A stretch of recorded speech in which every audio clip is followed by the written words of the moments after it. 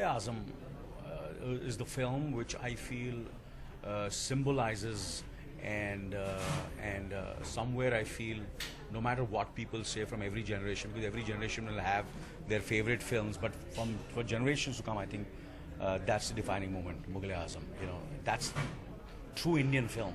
Drama, sets, music, conflict.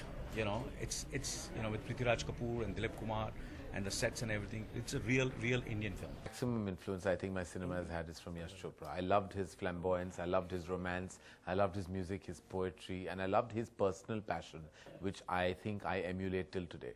I think just his madness and passion for the movies, and the fact that even at 80, the year he passed away, he was still reading the Harper's Bazaar and the Vogue magazine and seeing ye aajkal ka fashion kafi acha hai, and he showed me a dress that he really liked, and he said, you know, I should have given this dress to Katrina in Jab Tak Hai Jaan.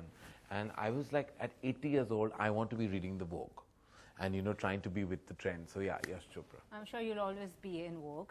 No. And for you, any filmmaker who influenced you, your growing years?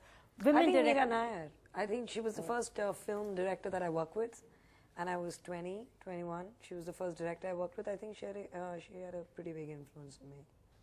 Who stands out when we say 100 years of cinema? Well, as a movie star, I have to say Amitabh Bachchan, for various reasons. I think just his enigmatic screen presence, the fact his longevity of talent, I think that is just continued till today. And the fact that he has this kind of, he walks the talk. I mean, he's arresting to look at, and he kind of owns celluloid in a certain way that no other movie star has ever managed to do what he's managed to do. Raj Kapoor. Like, he's made angst entertaining. Very rarely directors do that. They take a really tough, edgy, and we try to do that with Dirty Picture. Take a edgy subject, which can get either liked or hated. So he doesn't conform into that the critics should love me phase.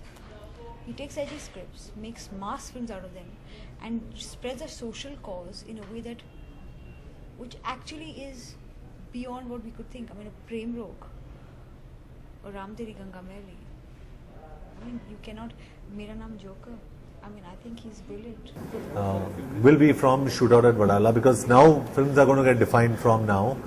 I don't think films have really been defined as much. We've had great films, we've had amazing films, but I think the language and structure of films is changing, and I hope Shootout at Wadala will be the first of those, and from there on we'd see many more defining films that will make Indian films go overseas and make them truly international films. I think it's the golden period of in the Indian film industry, which was in the 1960s, where there were films like Saraswati Chandra, Bandhani, Sujata, Guide that were being made. You know, we had Vijay Anand, we had Guru Dutt, we had all these people, and I think that kind of defines our industry. I think we have to take a step forward and try to make those kind of films again.